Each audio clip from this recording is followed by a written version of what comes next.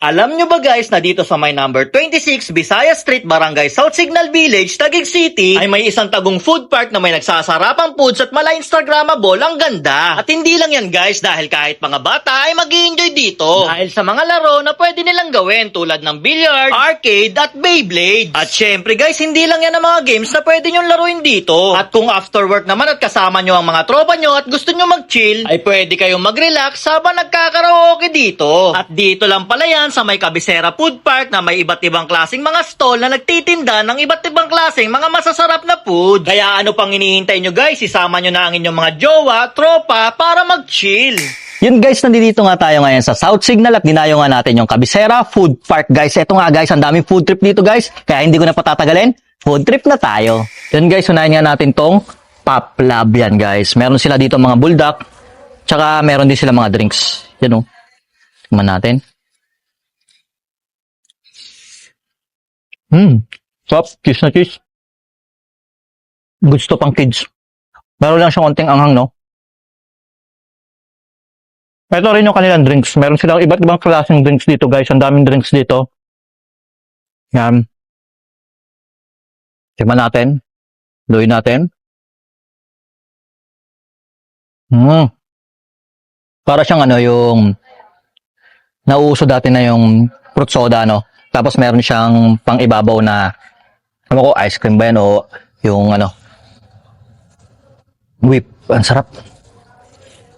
At syempre guys, tikman naman natin yung mga foods ng Gayuma na may masasarap na sizzling foods tsaka pang-chill na drinks yan. Kaya dali nyo na dito yung mga tropa nyo. Yun. Meron sila ditong gravy, tapos umorder tayo ng sizzling liempo nila. Ayan guys, oh.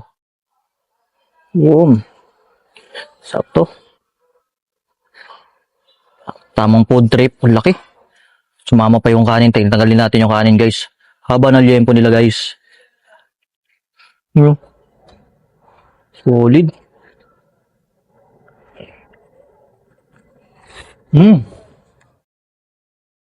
Masarap yung gravy tapos yung timpla ng kanilang liempo.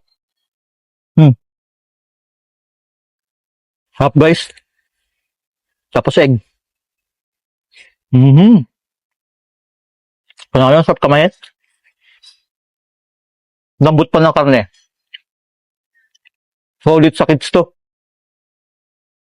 Kahit di ko, mabubusog talaga dito.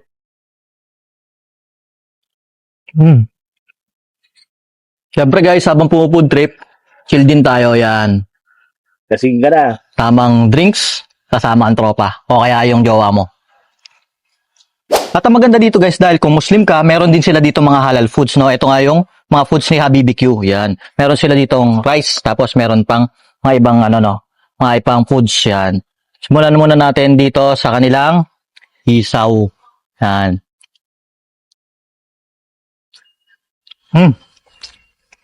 Cold. Ang kanilang isaw, oh. Ang dami ko na nakain, pero haba pa rin. Saka, masarap yung timpla. Medyo maangang siya. Sarap. Ito yung kanilang yang chow, guys. Sarap yan. Tikman din natin tong kanilang mie goreng. Ayan. May kalamansi na din.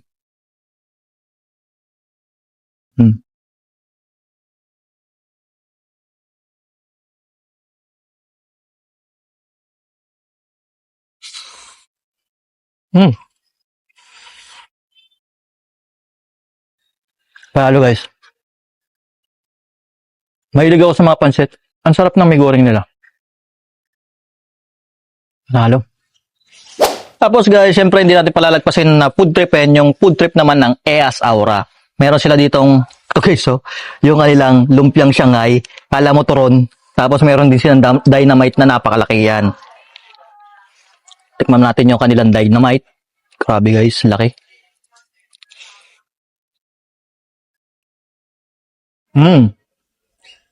Grabe. Laki ng cheese sa loob, oh. The best. Sulit. Panalo to guys.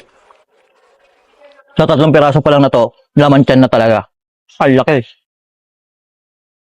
Tapos ito guys, tikman na natin yung kanilang lumpia. Ay, laki. Solid.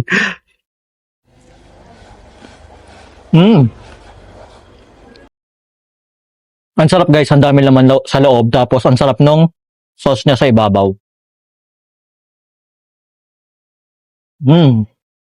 At syempre guys, ang pinakahuli natin titikman yung tinatangi. Yan, meron sila ditong, yan, yung kanilang chicken wings. Tapos ito yung drinks sila. Oh. Sarap, chocolate.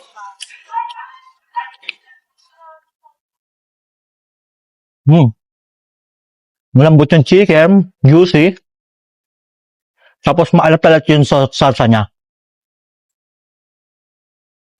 Tikman din natin yung kanilang drinks. Well, no?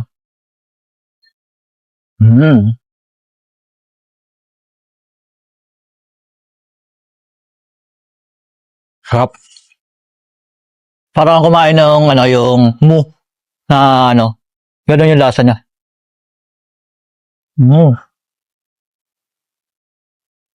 Bisa.